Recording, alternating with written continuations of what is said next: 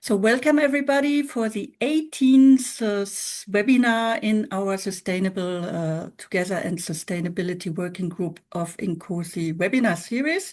My name is Kai Costantini. I'm a member of the core team of the Sustainability Working Group, and I'm also in charge of the webinar series. Today we have Pascal Le Masson from École des Mines in Paris. He is, I'll hand it over to you for the presentation, but you will today present to us about the CK theory. Just a second, and have the title. Apologies. So for design theory for transition, some insights from CK design theory to manage creative preservation in systems engineering. And with this, Pascal, I hand it over to you, and I'd like you to introduce yourself a little bit to us and your fascinating subject matter.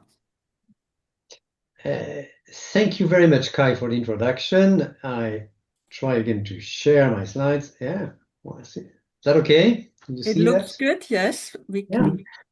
And first of all, thank you very much for giving us, me and my colleagues, this opportunity to present you and some works we have done, and also give the opportunity to certainly strengthen the link between different groups working on sustainability today. So as you said, I am from Mines Paris.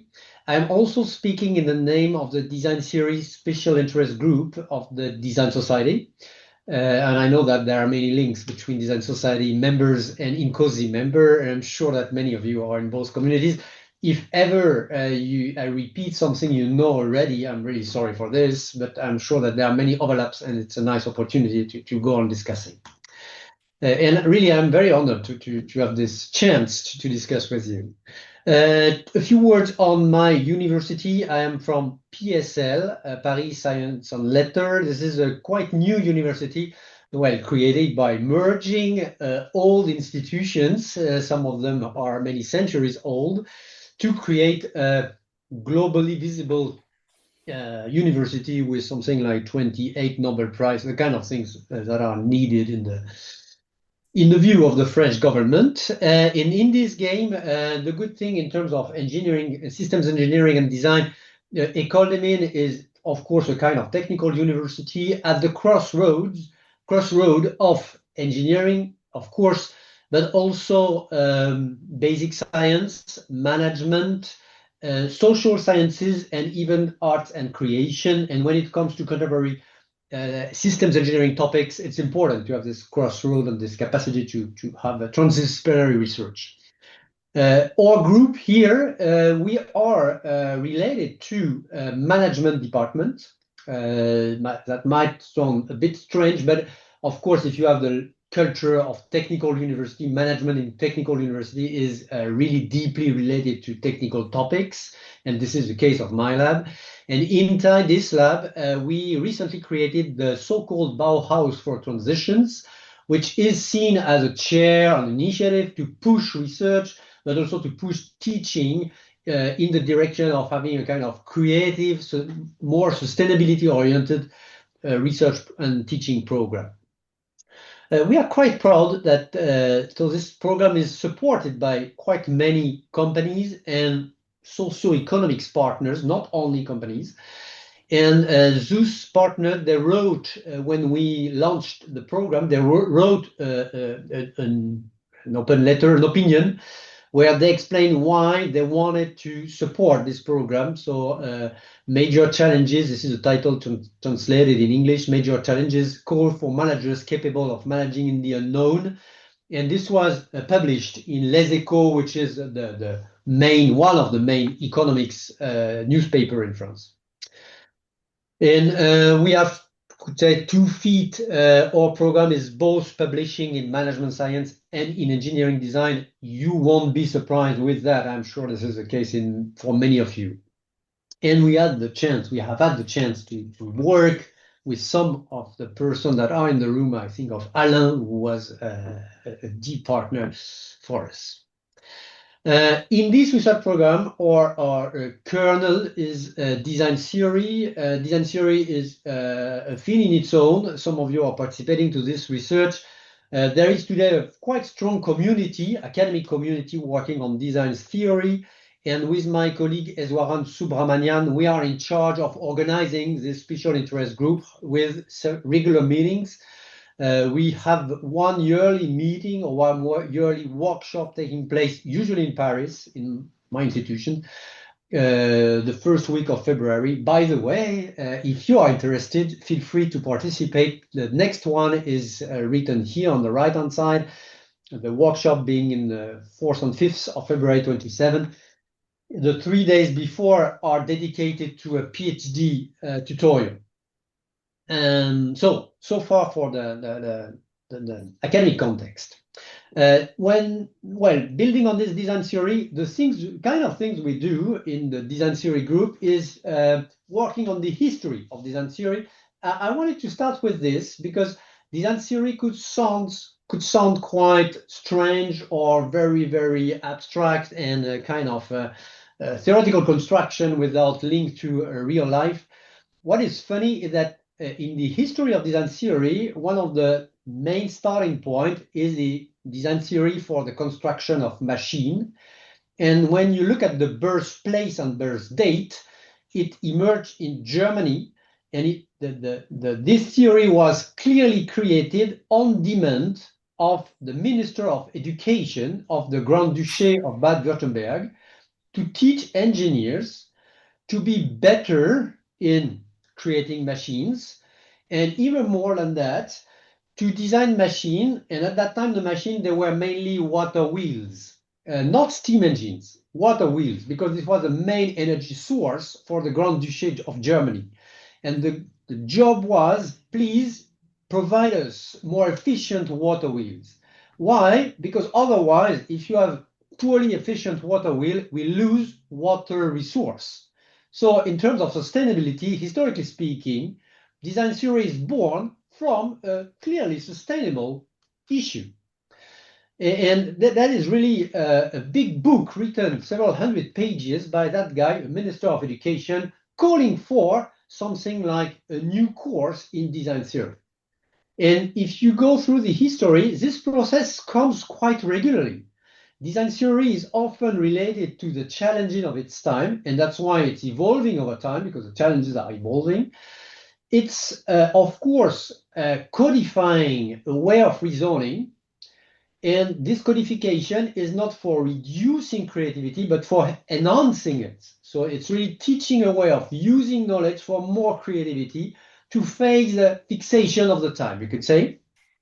And the last point, expected from design theory, of course, we expect that it is scientific grounded, that it is rigorous, but we also expect that it is teachable, impactful, and improve collective action. So it's, of course, a quite abstract construction, but this abstract construction is related to the challenges of the time. And this happens regularly over time. In particular, we look at the design theory at Bauhaus. You imagine why. So this school for designers. And again, you see the same loop emerging. And even today, when we work with our colleagues on the design theory special interest group, some companies come and ask us, well, please provide us a design theory for sustainable challenges of today, or provide us design theory for AI and the generativity of today. So there is really a question around having the theory adapted to the challenges of the day. That's why I propose you to structure the presentation with this very simple schema. You can consider that design theory is finally triggered by the contemporary design issues. So there is this arrow going from contemporary design issues to new design theory. And you, of course, expect that design theory will enable to develop new methods to face the challenges of the time. And what I would like to illustrate with you is to show you this work that is coupling the design issue with design theory. And with one question that is over, do we have the good design theory of sustainability today? So the loop from design theory to sustainability issue, and how sustainability issues are pushing us to develop new design theory, and how design theory is today unfolding or moving or expanding to be more adapted to the sustainability challenge of this time. So I would like to give you a few illustrations on that loop adapted to contemporary issue. the organization. First, I discuss design theory for transition and show you how design theory is addressing some questions already and what are the unaddressed questions. Then I show you some cases and, well, examples. And based on this example, I give you a hint on how design theory evolves. So the last part will be very short. So first, a short introduction on design theory and CK theory. Design theory as such is not decision theory. It's not creativity theory. It's a mix of both, I could say. Why is that so? Well, in a way, we want to keep the question of models, optimization that we have in decision theory. We want to have the logic of emergent, surprise, insights that we have in creativity theory. So in a way, we combine the theory of knowledge that is present in decision with the theory of creation that is related to creativity. So it's creativity theory plus knowledge, or it's decision theory plus creativity. You can see that the way you prefer. A lot of work in this that would take too much time to review the many design theories that exist today.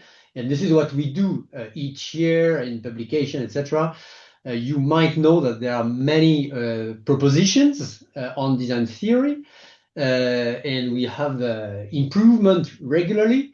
That's really a very quick evolving field with two trends. The first one being avoid to be too related to certain types of objects. So really be capable of addressing more and more universal issues. And the second being accounting for levels of generativity that are growing. That a bit abstract said like this, but it's more or less where the academic challenge is. Among the propositions, CK design theory plays quite an important role. It appears as quite powerful in terms of generativity and quite powerful in terms of universality of knowledge. And well, with CK theory, we can also improve other works in other fields. So in a way, it's emerged as a form of tools that is useful in many, many different techniques and tools. I mean, devices. How does it work? Very quickly for the one who are not familiar with that. Sorry, for the one who are familiar, that it will be very simplified, but CK theory, C stands for concept and K stands for knowledge. Knowledge, with knowledge, you describe what you are supposed to, what you consider as true or false. It can be your scientific knowledge, it can be the existing objects, is that this can even be your belief or your what you think is right, your probability, your faith, these kind of things, your prejudices, if you want. The C space, this is a space of the things where you can't immediately say whether it's true or false. You would like it to become true. I would like to have a green mobility, but for the moment, we might not be satisfied with what we have. So we would like to have something better. So this is the wish of desirable things that we don't have yet. We can prove that it is infeasible, impossible, but you don't have it yet. So this is something that is neither true nor false, and you will have to make it become true. And to make it become true, you can use knowledge. So there is this process where you go from knowledge to concept. You use knowledge to make the chimera, the dreams become more refined, sophisticated, with more details. Not necessarily become immediately true, but at least more detailed. And on the other hand, concept is going to ask for knowledge. A concept will provoke new trials, new scientific investigations, new ethnographic studies. So in a way, there is a movement from C to K, from imagination to knowledge creation. This is basically what happens in the design process according to design theory. With that simple language, you can account for interesting design processes, interesting design performance, and well, if you consider that the knowledge space can be structured as a very mathematical space, you can account for generativity in mathematics. if you consider the knowledge space is more the kind of model that we have today with AI, you can account for the generativity of AI. So with design theory like this, you can account for quite complex and rich generativity phenomena. We tend to say that design theory is probably the theory of generativity, or there is a competition to account for generativity. And among the many things we do, for instance, this paper here, a very recent one, try to account for the generativity of AI. What is generativity in Gen AI, a design-based perspective? So just to show you how the field is. Now, slowly going to sustainability. With this very generic model, it's interesting, you can account for different types of generativity.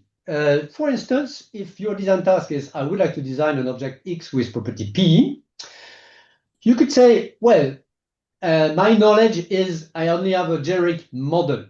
The objects I know necessarily will relate some design parameter, X1, X2, X3, to a certain performance, phi. And this is like this. I define some dimensions, I get some elasticity, or I get some resistance, or I get some UI, quality of the UI interface, user interface. So the generativity is related to the one I get with this fixed model. Possible. With CK here, you can account for this. Could say, no, it's too rigorous, it's too strong. I want to be free to design new models while developing my car or while developing my electricity supply system, etc. So in that case, I'm ready to expand the models. Nevertheless, I prefer to work with very structured languages. I want to keep the logic of functionality, the logic of design parameters, the logic of optimization. So I keep the languages, but I'm ready to learn many new scientific models. This is another regime of generativity. Or even you could say, no, I don't want to be bothered by functions. Maybe there are cases where I don't know the function. I'm even ready to reinvent what is the logic of generativity. I'm ready to change the identity of objects. And in that case, of course, I'm ready to invent very disruptive things. And here I have a more powerful generativity. Why do I present this? To show you that design theory can account for a variety of generativity regime. But what is interesting when it comes to sustainability, this different form of generativity can be related to different family of works done in sustainability. Many works, for instance, are made with clear sustainable design criteria, and we want to keep the model and just optimize the model for recyclability or for energy consumption. So you can consider that a large series of works are just in the situation where you fix a model and you try to change the optimization criteria. Another theory of works is done by saying, I add a new criteria. Now, CO2 emission is a new function. So in that case, you are ready to change the model. And you go in a situation where you see that certainly zero packaging is a performance, or zero carbon polymer material is a performance. In that case, you keep the language, but you change the model. Or people would say, no, sustainability design, this is really radical change. This is a work where suddenly you want long-term visions. We change our habits, we change society, we change policy making, we change everything. This is a radical change. And in that case, you are ready to even change the values, the languages, the stakeholders, etc.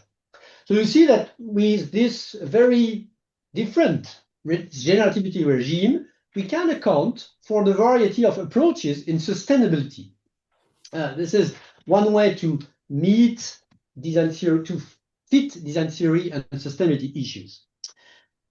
And in that process, you see how you can expect that design theory will help develop methods for sustainability issues. And you can easily imagine that in each of these three regimes, design theory results could support optimization or support functional expansion or support new visions. What is interesting for us, maybe not for you, but for us, it's a reverse arrow, is to wonder how sustainability issues could even say, well, wait, maybe we forgot something. Maybe the three generativity regime I identified here, well, maybe one regime is missing, and the sustainability issues of today could call for a new generativity regime that is not visible today, but will be visible in the future and call for development of design theory. And what I would like to do with you now, that we have this abstract framework, I would like to go with you through a few cases, and step by step, I will illustrate the first arrow, going from design theory to design issue, and then also quickly illustrate how design issues are calling for design theory. So now that you know a little bit more about design theory and the relationship, the generic relationship with literature and sustainability, I would like to discuss a bit more some real cases. One first case is we are in the visions, imagining sustainable futures. One thing that design theory can contribute to is to wonder whether we are really imagining sustainable future with all the rigor. And what we mean rigor, the point is not to say, well, you are dreaming, it's not serious. That's not that. It's to say you are not dreaming enough. You think you're dreaming, but finally it's low-hanging fruits. You're not dreaming enough. So being rigorous in generativity is just checking that you really cover what was imaginable at that time. Okay? That's an interesting challenge for us in design theory. Are we generative enough? And for sustainability issues, I will show you that that can be important. So the basically said from a maybe stupid managerial point of view, suppose that a set of creative ideas for sustainable development goals is given.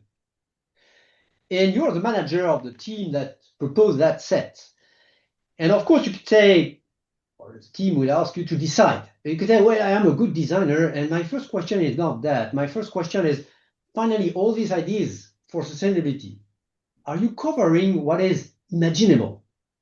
Suppose that we see the red line that is describing all what is imaginable for one sustainable development goals today. This is the imaginable reference. Can you prove me that the set of ideas that you got is really covering the whole red line, the bottom figure?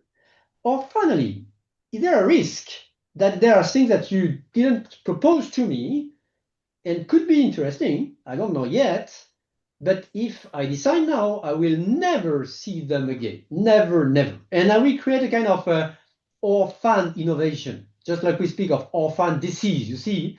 So orphan innovation, a situation where maybe it could be interesting, but we will never work on it anymore. And in terms of quality and rigor, you understand that the point is to make sure that we are, in a way, in the situation of the bottom and not the upper one. And we can even translate it into a very stupid managerial language. In face of a sustainable development goal project, people are creative, no problem with that. But in that creativity, is there a bias? And can we measure this bias? Second, if there is a bias, can we explain why? What are the causes of this? And of course, ideally speaking, as a physician would do, can we propose ways to overcome the bias? Can we cure the disease? Stupid language, but I would like to show you that with a reasonable design theory, we can try to provide things. And I show you the case, how design theory can help to just gain in the quality in the exploration. We started with a simple experimental situation, nothing to do with sustainability, but suppose we are in a lab. We want to make a creativity experience, and the creativity experience is have as many creative ideas as possible on the following design issue, make that an end egg launched from 10-meter height doesn't break. And you let people have ideas on their own, but you try to control and you just work on a CK graph, and you see here a CK graph that is the reference of all the CK-based imaginable ideas. So you have a kind of proxy of the red line. Of course, it's an estimation of the red line that is conditioned by the performance of the theory. but you have a kind of CK, conditioned, reference. This is a red line. You can even predict in this red line that some of part of the red line is easily accessible. It plays with simple knowledge or easily accessible knowledge. And the part of the red line is based on less accessible knowledge. Requires kind of effort. So you can really draw this with design theory. And you compare the red line to the ideas. And this is what you get. Experimentally speaking, and we did it several times, quite many times. Well, all in all, 4 on 5 ideas are falling in the predicted fixation categories. So we predict that it will fall in the 3 main categories below, which are damping the shock, protecting the egg, slowing the fall. Can predict with CK that will fall it, and it falls there. So you can, in a way, you can show that design theory helped to diagnose the bias and even explain why. It's due to the capacity to access to knowledge. This was a lab experiment, nothing to do with sustainability. Now imagine you do the same thing on a real sustainable case, and the case at that time was support the autonomy of elderly people. So clearly a question around social sustainability. And here again, we do the same work. We create a reference with a CK reference, but that time it's months of work, because if you have to map all the imaginable solution in France, around support the autonomy of elderly people, you need to meet a lot of people, read a lot of books, a lot of papers, etc. But all in all, you can create the kind of synthesis that I show you here. This is published. You can have all the details. And then on this map, you have the black dots here. And these black dots are really projects, real projects that were submitted to 2 calls, one at the French regional level and one at the European level. And these 2 calls, by chance, had more or less the same topic. And what is fascinating is that almost all the black dots are falling in the fixation area.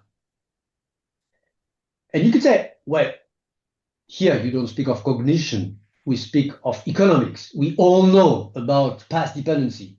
So what you just measure is the fact that people thought they would win if they proposed solutions in this area, but if they were free, then of course they would have proposed a much larger set of points. So it's not fixation, it's a reasonable economic evaluation. So what my colleague that made the study did, she then went to almost all of the proponents here, all the applicants, and she asked them, well, of course you had more ideas. Did you have ideas on these areas? And step by step people say, well, not really. Finally, she had just a simple check. You see that many ideas at that time were falling in the category we should have sensor that make that if one person falls on the ground because of a sudden health issue, the sensor will react and send a message for making sure that the person doesn't lay on the ground for nights. So the many proposals were around the kind of health monitoring sensors. And she just asked them, how about a sensor that would make sure that there is no obstacles in the corridor? And people say, well, that's a very interesting idea. And by the way, this idea, our sensor certainly could do something for that. So in terms of technical feasibility, it's in our area. And in terms of business model, well, now that you say it, it's probably easier to sell that kind of sensor for a kind of bricolage, do-it-yourself retail business, instead of going for insurance companies, etc. So in a way, in terms of business model, it's probably more feasible and more marketable. So, and you can test this in many places. It's not the usual past dependency that works. It's not that people evaluate and then choose. It's that they were really fixed. That's very strange, but this fixation phenomena can be measured at the level of an ecosystem. So that was a surprise for us. In terms of sustainability today, our guess is that in many sustainable topics, this kind of orphan innovation is probably present to a very large extent. And we test this again with another topic which is more technical. It's about biomass energy. So it's really related to energy, sustainable energy. Again, that was very strange, the same effect of fixation.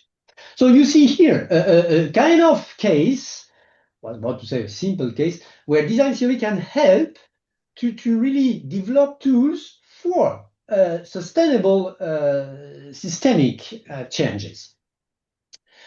Another case that I would like to show you is this time really related to health sustainability. I will explain to you why it was, for me, interesting for the debate today. It started exactly at the start of the COVID crisis in France. You might not remember, but early March 2020 in France, we were obliged to stay at home, and whole France was bracing for the crisis. And we expected the crisis to come in a few days over the Paris region, and the Parisian hospital made everything possible to open as quick as possible new ICU beds, so new emergency care unit beds. And for opening those beds, you need quite a lot of technical devices, healthcare devices. Among them is this device, which is an electronic syringe pump. So they were looking suddenly to open 1,000 ICU beds. They were looking for something like 10 or 10,000 or 5,000 electronic syringe pump in high emergency. Just to give you an idea of the challenge, in a routine way, in the Paris region, we have 600 beds. So you want to open 1,000. Each bed is 5 to 6 ESP, and you renew the stock of ESP by 1/10. So the market for ESP is about 600 per year. And suddenly you want 10,000 in a few days. So imagine the challenge. That's crazy. The very crazy, maybe the most stupid thing that the head of the Parisian hospitals, they call them in and say, maybe you can help us. Imagine how a call them in could help in this crazy situation. And we say, well, why not? If we can help, we are ready to help, you know. And for us, expert in design theory, not really in sewage pump, the guy said maybe you could have it in 3D printing. So, not sure. Why not? But we said, you know, what we can try is to help you find the many ways you could try to face the crisis. And in terms of creativity and design, it's, for me, an interesting case of systems redesign in crisis, where suddenly you have to imagine what is exactly the healthcare system and how to redesign it in crisis. So there was a clear design issue, mapping all the alternatives, identifying critical actors in the system, identifying the unknown they face, and help them face that. The point was not to find solution as heroes and suddenly come with a stock and say, well, look, no, that's not that. It's just to understand how to try to reorganize a complex system to be able to provide at least some of these electronic syringe pumps. So it was the idea to use design theory to support the redesign of the system in crisis. And what we did is really that. What you see here is more or less the first CK that we did a few hours later, where you map immediately the main passes to provide ESPs. You can recover the available ones. You can try to modify the use of ESP and try to find ways to have ICU beds with less ESPs, change the use. You can try to rapidly produce ESPs, so maybe reorganize production or redesign for better production. And in the case space, you can see that immediately you can map the knowledge you need. You can need knowledge on manufacturing processes and instructions, knowledge on the use of ESP, knowledge on the supply chain, knowledge of biomedical engineering knowledge, even knowledge about alternative techniques. It's not a syringe pump, but it can be a pumping system. Why not using that as a kind of module that you could use? And that is the first CK. The second effort, what to say now, we have to learn. So we step by step we contact experts in a few hours. And here what you see is all the expert networks that after a few days were contacted and put in contact. And we had contact with manufacturer, with logistic networks, with equipment suppliers, with biomedical engineers, with repair services and brokers, with intensive care practitioners, with pharmacists, with administration and certification services. 3D manufacturing was there, alternative users, internet users, etc. And step by step, this knowledge comes here in the K side and is used to sophisticate and refine all the paths in the C place. And what is quite surprising is that despite the crisis, and you could say we only keep the feasible path. When you explore, you don't know if it's feasible before quite a long time. So the effect is not to reduce, the crisis is not reducing the passes. The crisis is, on the contrary, increasing the number of passes you have to map. And step by step, it's increasing. What you see here, it's only one branch of the tree. So we turn it 90 degrees. And you see it's one branch. This is branch 1 with 3 sub-branches, 1.1, 1.2, 1.3. And in each of the sub-branches, you have another branches behind. So this is a very complex tree. But for each branch, we could map the key actors, their phone number, the knowledge they bring. And we could even map whether by connected these dots, you can have a green light. So here, one pass is now really good. It will work. It's going to provide you with some ESPs. It's really red. You can prove that it won't work in the given time frame. Or it's yet yellow. It means that there are still unknown remaining in this, and you have to go on and insist on it. And we can map you can have a synthesis, and here you have the 3 main branches with the sub branches behind. And you can give an account to the French hospitals on the chance to have this level of ESPs or equivalent of ESPs in the coming hours. So another example here, you see how a complex system can be a reorganization of the complex system can be supported with design theory to better map all the unknowns in the system. And our surprise that here you are not redesigning everything on your own. You are really connecting creativity dots. People who are locally creative, but they always miss something. So it's much more that. And we know that in systems engineering, people are smart and they develop innovation. And the question is, what are the few dots, the few centimeters that are missing to connect the experts? And these few centimeters are unknown. They are precisely where design is needed. Can be very modest, but it's absolutely critical, and it's also a source of fixation. So I wanted to mention you this case because I'm the impression that in many sustainable systems development, this logic of finding where exactly is the unknown is today a critical topic. Last case that for me is an illustration of the contemporary sustainability challenges where design theory was used. And in that last case, I will show you that it showed us that we need an improvement of design theory. The question is really related to classical problems we can have, at least in France, around sustainability. Among the question of sustainability, there is mobility.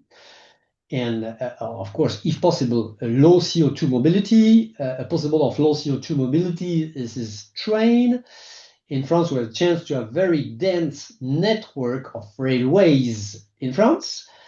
But the problem is that this network is aging, and just paying for the maintenance of this network is a problem. Not only that it's old, it's also that the level of safety that is required today, the level of engineering rules that have to be applied to this system is, of course, very high. So you have libraries full of books on engineering rules to be followed for these networks. And you have to also to think of the maintenance while operating the system. So you have a lot of trouble. So that in the end, we would like to have this the renovation, the regeneration of these things, but it's too costly.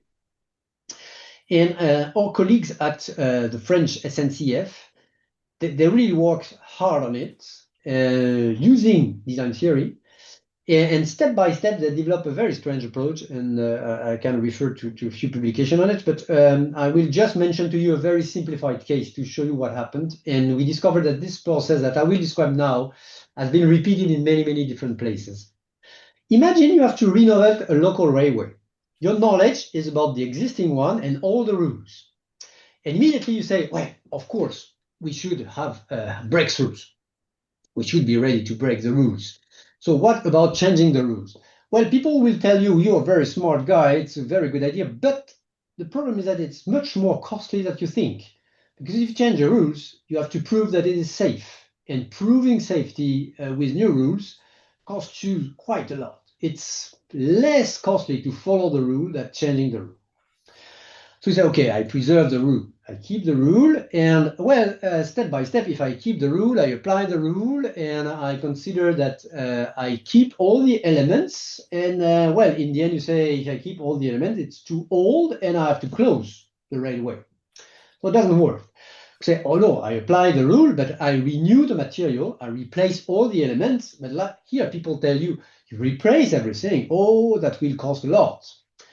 And you find a sacrificial dilemma. Either you change the rule, but it's too costly, or you keep the rule, but you close the railway. And you say, well, okay, end of the game. And this is the sacrificial dilemmas we know in sustainability development. Are you ready to pay for this, or are you ready to lose this railway? What is funny is that, could say in terms of CK, what about keeping the rules and yet be creative? And people say, well, let's try that. And they try that in a very strange way. A very simplified model of the rules on the railroad is that you have a platform. On this platform, you have a ballast. On this ballast, you have the sleepers, the things you see here. And on this sleeper, you fix the rail. Okay? And if you want to renovate a railway, you are supposed to change the ballast. And on this new ballast, you have new sleepers. And on this new sleepers, you have new rails. Okay, that's very simple. Sorry for this stupid case. And I say, what if we keep more things?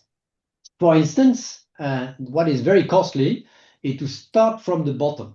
And we would like to keep the ballast, keep the sleepers, and in a way, we just would like to change the rail.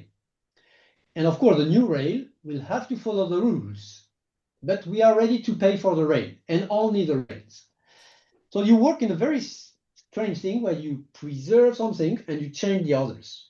And you are ready to just work on a creative rail for this strange system where the rest is kept. And step by step, they discovered that one solution is possible. In this very local railway, instead of having old small rails, one solution is to have a very, very long rail. Why? Because what you expect is a stability. Usually the stability is made by the ballast. And on this stable platform, you have the rails. If the ballast is like this, a bit old, one way is to have a very long rail that will bring you the stability, but from the top, not from the bottom. In terms of engineering rules, the rule is make that everything is stable. It doesn't tell you how to do this. We used to do that by the bottom. What if we try to have it by the rail or by the top? And they really pushed very far to finally use very long rails, because we know of these rails. This is exactly the rails that are used in high-speed trains. So for these local old railways, we are now using the high-speed rails, and this solution is keeping the rules and yet is quite creative. Why do I explain this? We have here types of design that is both extremely creative, because you use an unexpected solution, and yet extremely preservative. You keep the rules, you keep the ballast, you keep the material, you change almost nothing. So it's both extremely creative and preservative. It's a kind of thing that surprised us. We tend to think that generative is innovation and innovation is supertarian. So it's always creative destruction. But when it comes to sustainability in engineering systems, we know that the point is not to break everything. It's to keep and be creative. So suddenly we push for a design theory that would enable creative preservation. So a clearly non-Schumpeterian, anti-Schumpeterian design. And in terms of design theory, that way of using CK theory is very smart, to be honest, with practitioners, because this is practitioners who pushed us in this way. They use design theory in a very smart way, because you structure knowledge in such a way that finally you can generate very sophisticated concepts. And we try to account for the way they make use of CK theory, and we had to push design theory in a very strange mathematical elaborations to explain why it works, to explain why there are many reasons why it was needed to explore. But one thing is, in the case of a long way, this kind of long rail, it's not a trade-off. It's not a bit of preservation and a bit of innovation. You see, it's not a bit cold, a bit hot. It's not that. It's extremely creative and extremely preservative. So we are trapped. It means that the way we think about design, we are trapped. We think it's always a trade-off between preservation and creation. What we have here is a case where it's not a trade-off. And it's important for design theory to understand what exactly is that. What exactly is the types of innovation that are possible if you want to be extremely preservative and extremely creative. And we wanted to understand the size of this creativity space. And that's what we worked on. We worked quite a lot on it. We recently published a paper on this, on CK topos, to show that based on quite advanced mathematical tools, we can prove that the space opened by creative preservation is unexpectedly huge. Really, that's fantastic, with strange property. It's also very predictable. It's very strange. So it's just to show you an example where you remember my three categories. Well, in a way, based on this industrial case, we should say there are four categories. When we change many things, we could change and have a preservation strategy, or we can change without preservation strategy. So it's not three, it's probably four categories, and probably a lot of systems sustainable topics or sustainability topics related to system engineering could fall in the category where we expect creative preservation. So this fourth category that was not really visible in the literature. Some colleagues were already working on it. There is a very interesting work on maintenance. We know teams that are working on it. We do think that we have something to deepen here. So just I wanted to show you this process where finally you see the issue is leading to a renewal or an improvement of design theory. To conclude here, I wanted to show you that first of all, design theory can really support the development of method for sustainability design.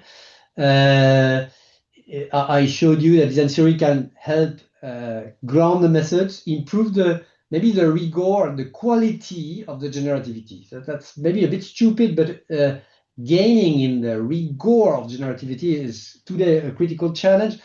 I would even say it's not a challenge, only a challenge for industry, but it might be a challenge for our democracies, because proving that we are rigorous in handling the unknown, and not only proving that we have a solution, it's a way to prove something in the unknown, and it might be a way to address question around fake truths or things like this. So maybe another debate.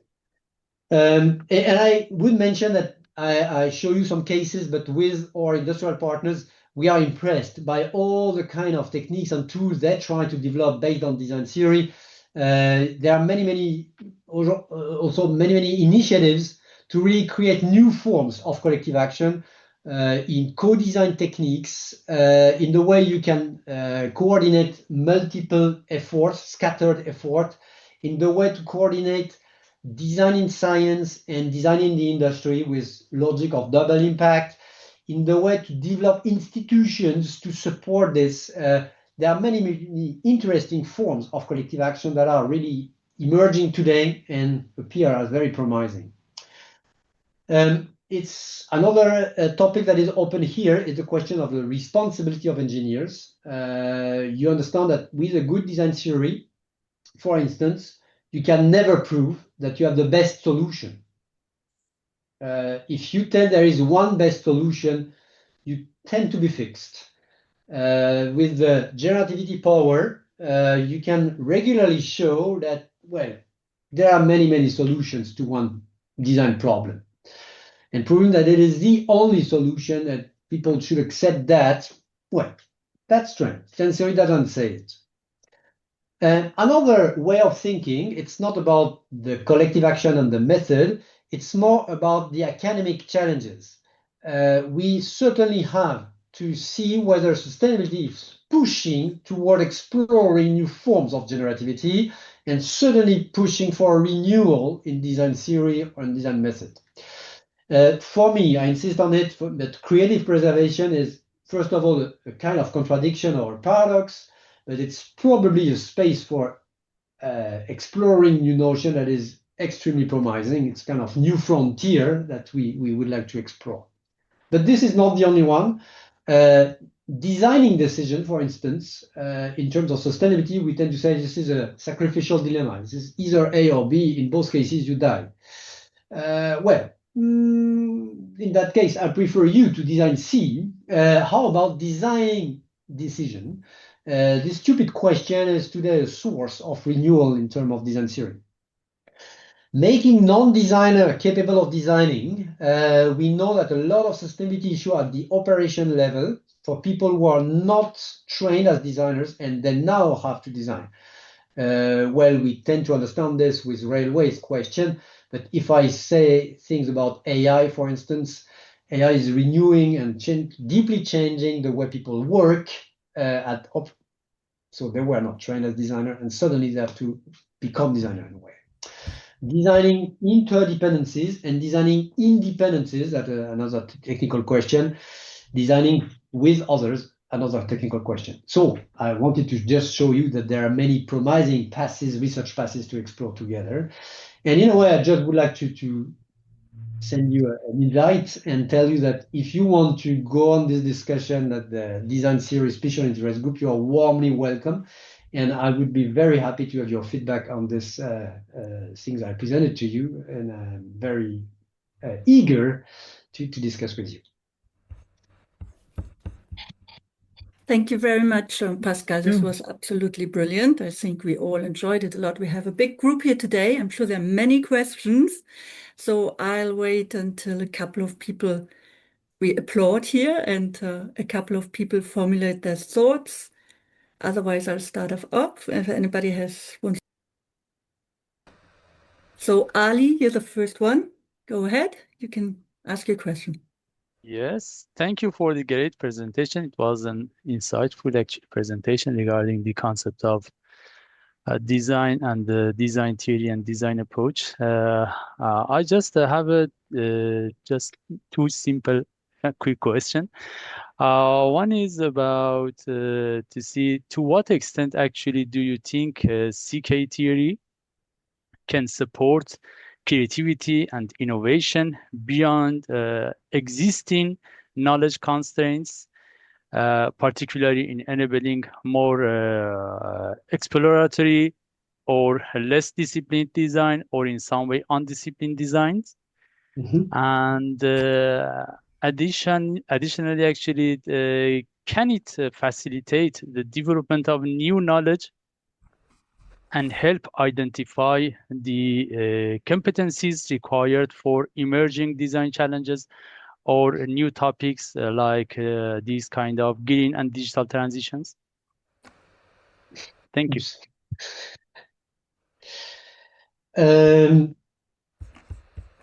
Maybe thank you for this question, and thank you for your kind words. In a way, my answer is in two parts. The first thing is you understand that as soon as you have a better formulation of your unknowns, you are more capable of addressing the knowledge you need in a way, or the knowledge you would like to produce. So with a C space, you formulate better questions. You know that design is often about question asking. You can consider that the C space is an engine formulating more clear, non-fixed, precise, imaginative questions. So you have a kind of this is a prompt engine. Now it has all the drawbacks of the prompt. The prompt doesn't promise you the answer.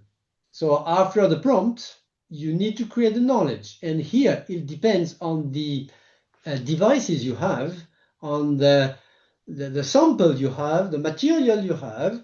So the question of can you investigate the situation? Do you discuss with users, etc., etc.? Can you have access to users? Well, all this is not solved by design theory. You have a prompting engine, but the answer is up to your knowledge creation capability. You have the question, but the answer has to be created. And in that case, design theory won't help you in a way, or at least in this situation. So on the one hand, yes, good prompting engine. I really think it's quite powerful, and it can really help you go in transdisciplinary fields or in non-disciplinary fields. All this works quite well, honestly. But of course, there is a moment where it depends on your capacity to observe, or it depends on your microscope, or it depends on the quality of your design of experiment. Fine. Great, thank you. Thank you for your clear answer. Thank you. Excellent. Next questions?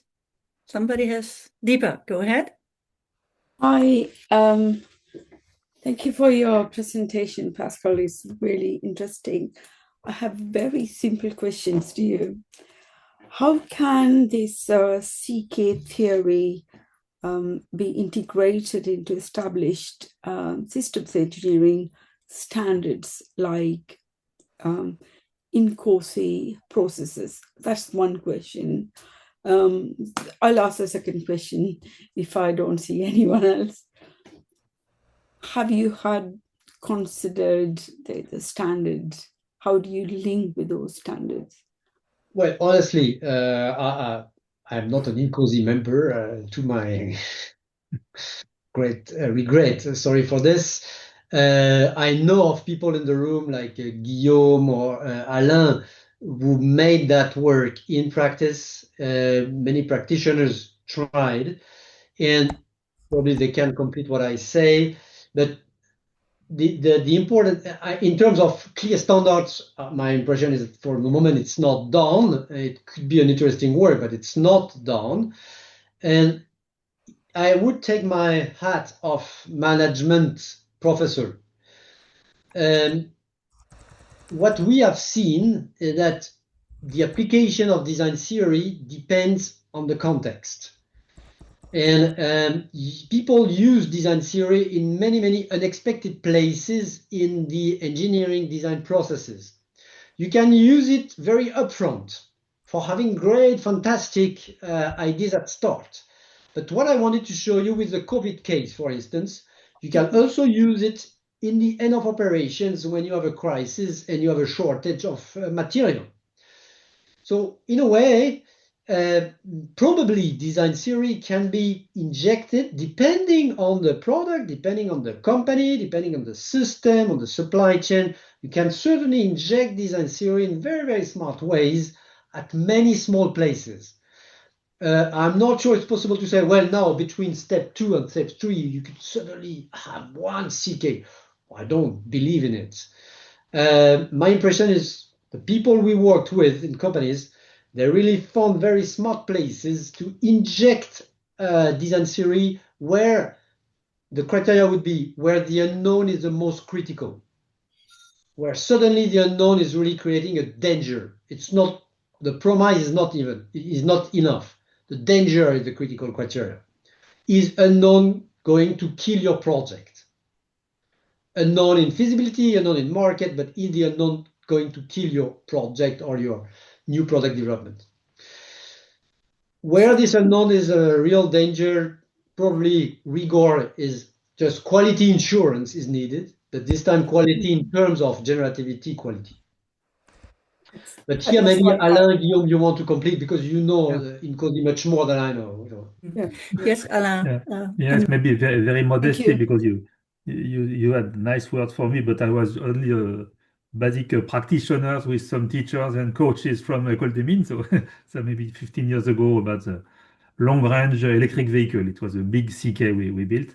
But yeah, my feeling at this moment that it was mainly, as you said, for upfront topics and very early. So I would say before entering a rather classical SC phase in the downstream. But maybe your example was also different case because, and so maybe it's not very noble, but it should be at least maybe in the toolbox of the system engineer. It's not it's much more than a tool. So sorry for using this basic word, but yeah, it's not.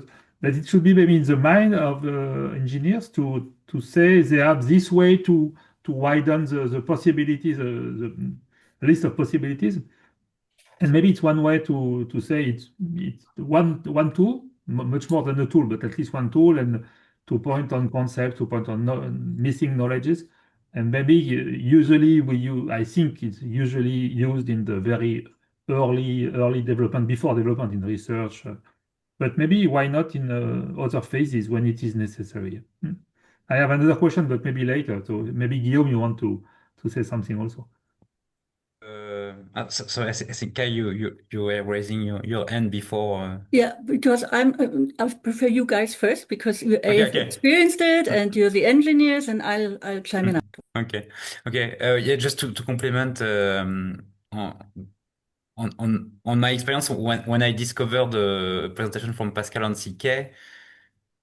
First, I thought, when we are doing the problem scoping as a ConOps of a new system, as a system practitioner, it seems very, very similar to the when we start a new concept. And then what I understood, I will not pretend to be a CK practitioner yet. But what I understood, it's not only as upstream, but you can say, okay, now our job is really how do we put in place design intervention, not only starting from a blank page, but in a complex socio-economic environmental system already in place.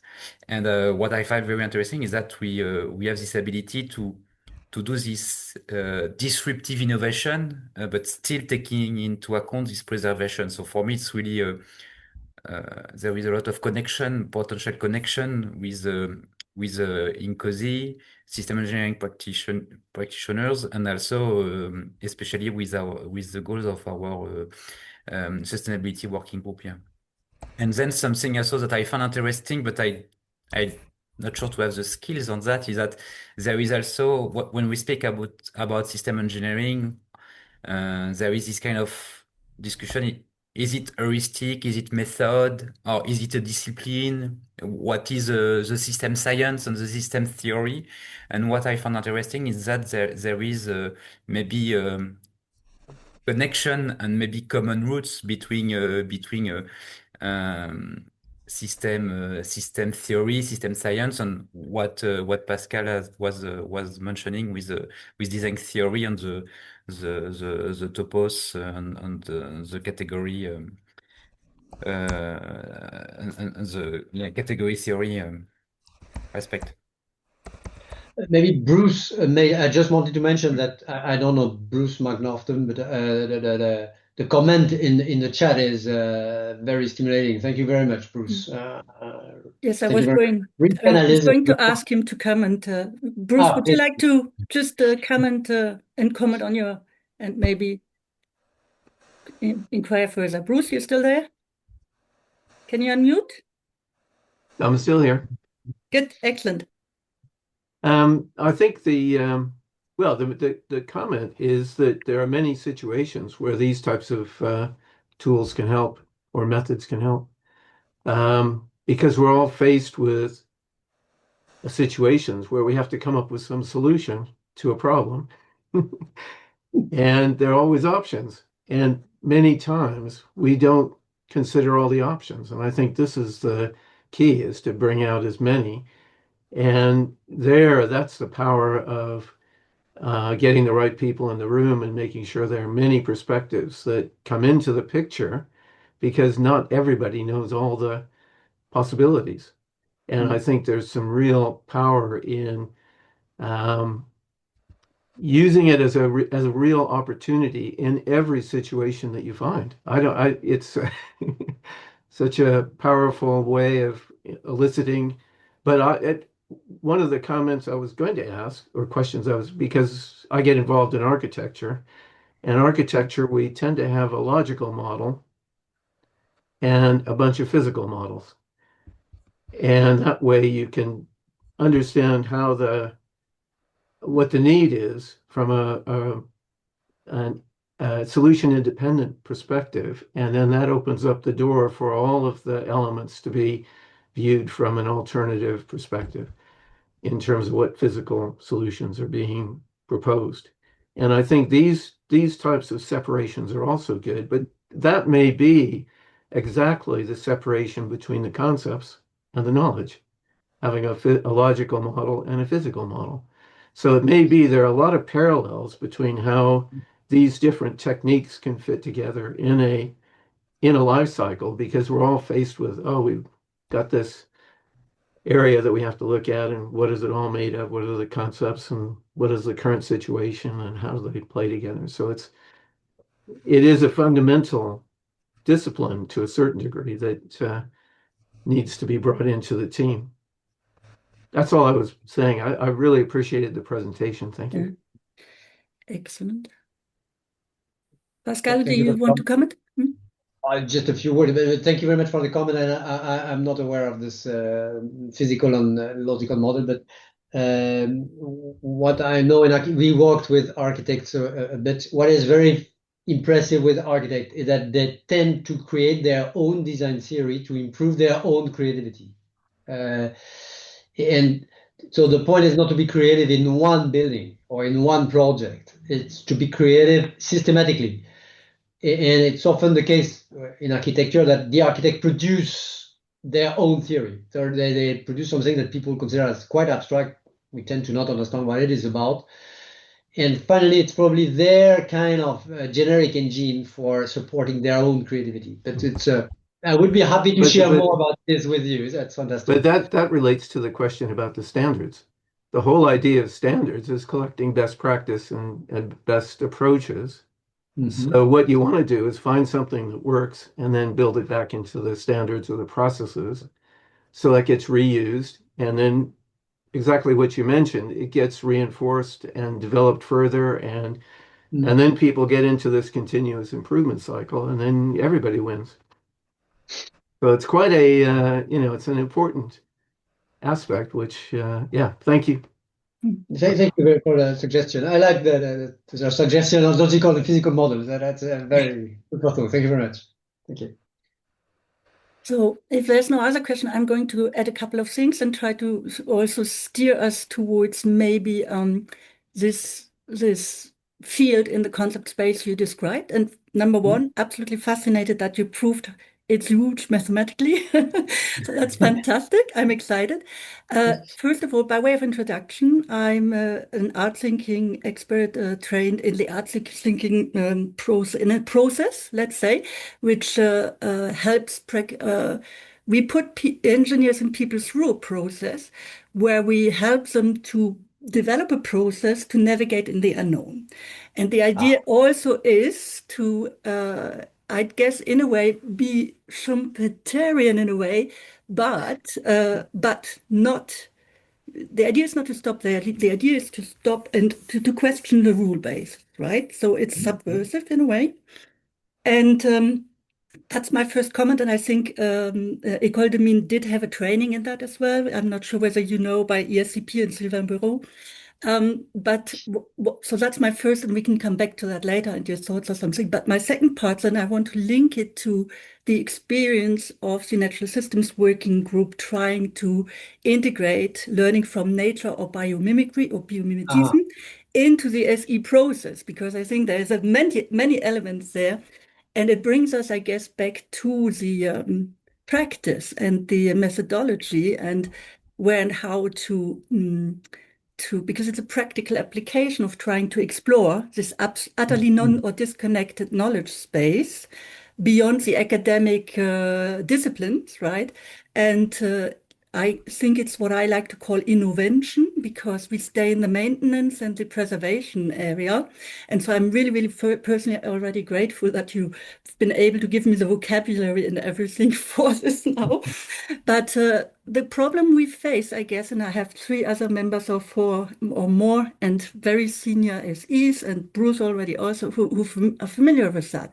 But it's so hard, and it's so hard to find a way to do this, given the constraints of engineering practice. So that's my first, where I'd like to have more insights from you. And then I have another comment also coming from resilience engineering and Stephen Conrad, who's linking also a part of the engineering, let's say, of the limitations in a way in engineering training or the capabilities of engineers. And that hopefully brings me then to what do I have to train an engineer to become better at all this, right? Where he uses the ecological cycle of Holling-Buss, right? And says engineers are really good in the exploration, but not in the release cycle, which is also a way of destroying, maybe even in preservation. And it brings me back also to Guillaume's disruptive preservation, which I still liked and I put in the comment as well. So between generative preservation and disruption. And I'm stopping here. I know it was a lot, but it's really spot on to a lot of things we do and I'm interested in. Well, that's well, there are many doors now, or many ways to collaborate, I'm sure. So all these topics are extremely rich. Just a comment, because I guess, Kai, you know her, but we had the chance to work a bit with Jacqueline Nagel, and she really developed a fantastic way of making biomimicry well supported with CK-inspired method. And what she showed that in biomimicry, one key input of life knowledge or bio knowledge, this is stimulation. It's not biomimicry is a bit hiding the process of triggering innovation. We think it's just imitation, but as if it's a kind of copy paste. And of course, Jacqueline, she showed that it's not a copy paste at all. So the critical issue is really if we want to have biomimicry, it's for inspiration and stimulating defixation. And deeply, we see that engineers are not much told in bio mechanisms or bio observations, meaning that as soon as they use bio, it acts as a defixation. And if it's done with method, which is what exactly Jacqueline tried, if it's done with method, you can really improve the mechanism by which you go from bio knowledge to innovative, disruptive design. So just wanted to refer to this work. But I was impressed by everything she developed in that way of thinking.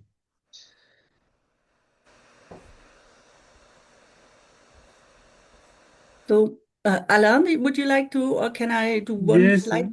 I said another question, but maybe it's a stupid one. But as I'm a big fan of CK, I remember how we were descending the sea levels with the easy concept on the left, the crazy concept on the right, and this is in terms of concepts.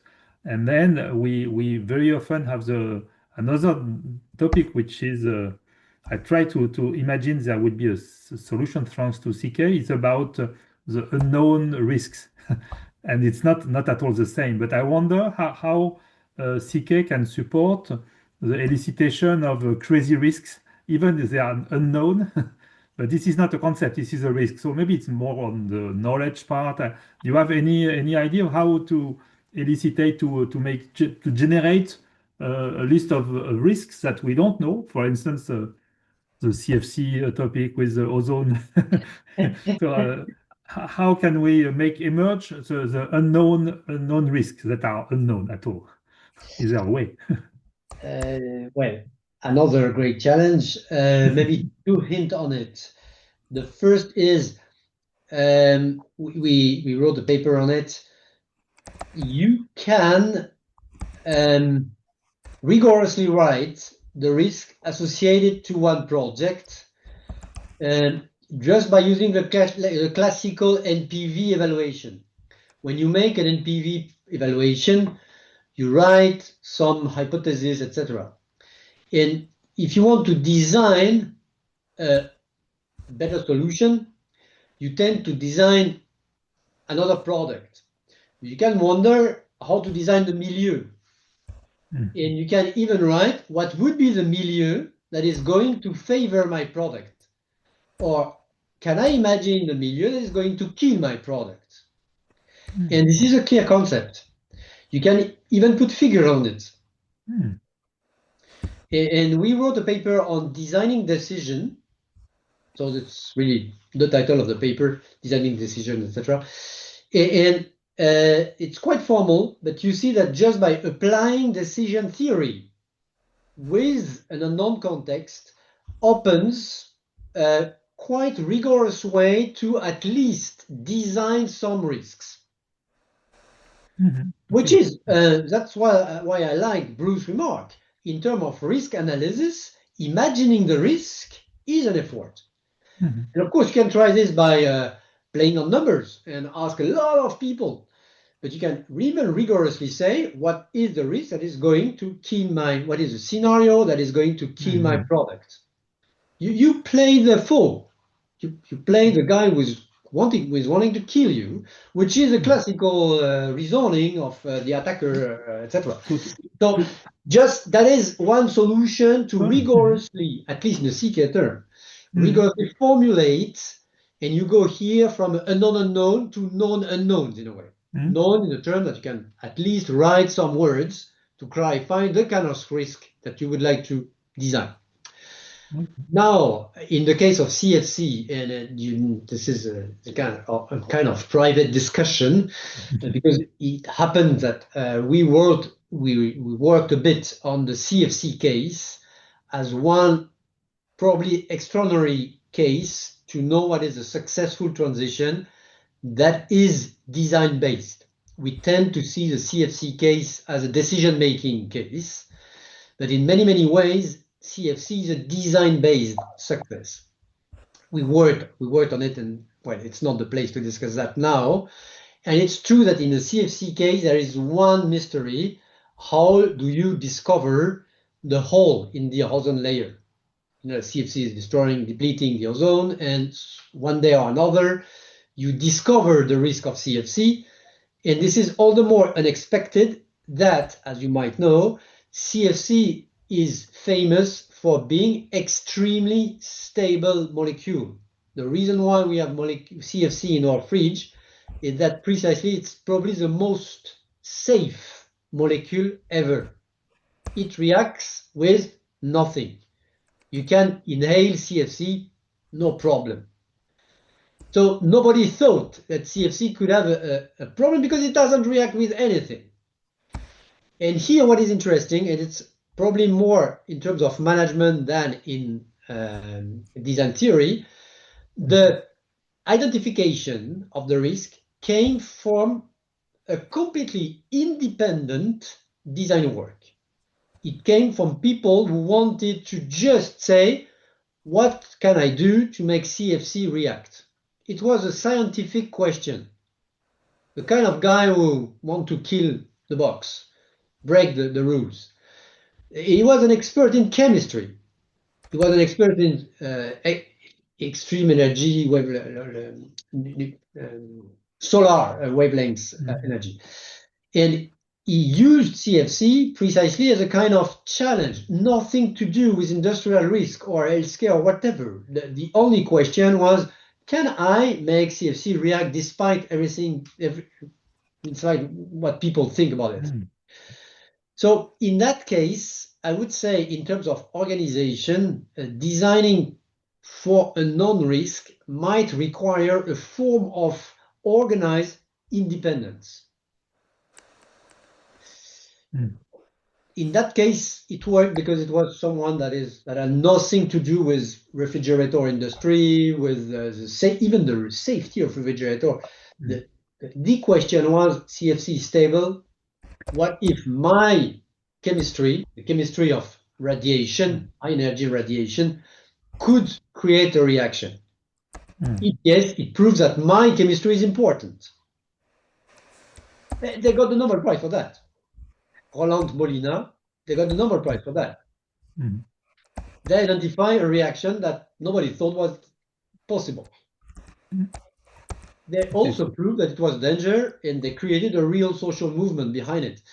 But honestly, it was a scientific abstract question.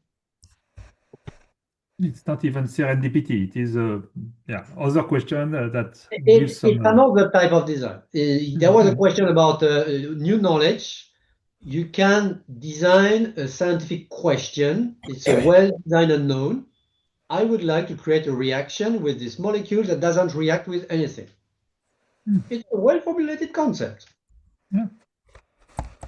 Nothing to do with the risk with refrigerator industry. That's why your question is most relevant. Probably managing risk should take into account that kind of strange concepts. Strange C0 or questions. Exactly. Okay, thank you. Very interesting. And honestly, today we see that this is playing a critical role in sustainability challenges. The identification of a non-risk and the place of science in this identification is probably an important research question for us. Well, excellent. So we're nearing the end. Any last questions here to make the most of Pascal's time with us? Because I think it's fascinating for everyone here. So very, very inspiring. And any other questions before we wrap up?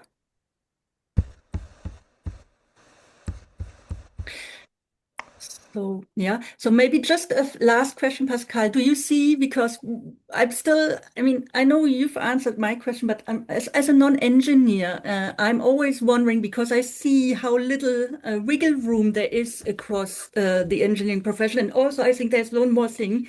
We have the innovation hype cycle, and you, in a way, go against it by really stressing the inventing in place, right? So it's the maintenance which actually needs to be built up, I guess, and looking at what there is rather than always this, okay, let's go for the new frontier. However, when you described in your process this extreme between extreme creativity and then the extreme, well, I'm missing the term of the other side you had, but I find this is really, really fascinating. I mean, the tension there. And do you think that we need to really, because engineers do not have a lot of possibility in their daily work to do this type of thing and to fit it into the practice. So what do we need to do there? Is there anything to finalize? Thank you for the question. We are working a lot on it. This is a stupid question. Sorry, this is a very important question. It has a stupid consequence for us. CK theory, we tend to present it as a very abstract method. And it's true that designing in operations, designing at plant level, for instance, well, it's plant level. You have to be operational. You have KPIs, you have performance, you have quality, etc. So you don't have years or even seconds to think. It's true for operation. No, that is also true for designing decision at top executive level. because people tell you this is A or B, billion on the one hand, billion on the other hand, and you're the boss. Please decide. This is your job. And you have a few seconds to say, well, I feel that, blah, blah, blah. And what do you say? So having a kind of CK reflex is for us as professors, as teachers, as professors for future managers, a real challenge. And to be honest, we worked on it. Well, I didn't teach you CK theory there, but when we used to teach CK theory with hours of courses and workshops, etc., today we are quite proud to manage to teach that in a, well, I would say in 2 hours, just one specific exercise. After 1 hour, I give the pen to the student. She starts working alone, and she can even start working with people and making the other working. And after 2 hours, they have a kind of minimal CK capacity that really help to think in a defixated way. Well, it's still 2 hours, so probably too much. But in 2 hours, trying to give a hint of a few reflex is for us a great challenge, and we go on working on it. So thank you for just asking the question. I have no solution. I fully agree that in sustainability, the question of design at the operation level or design in quick reflex logic is one of the critical research topics today. We worked on it. Happy to go on working with you and sharing ideas about it. It's an excellent point.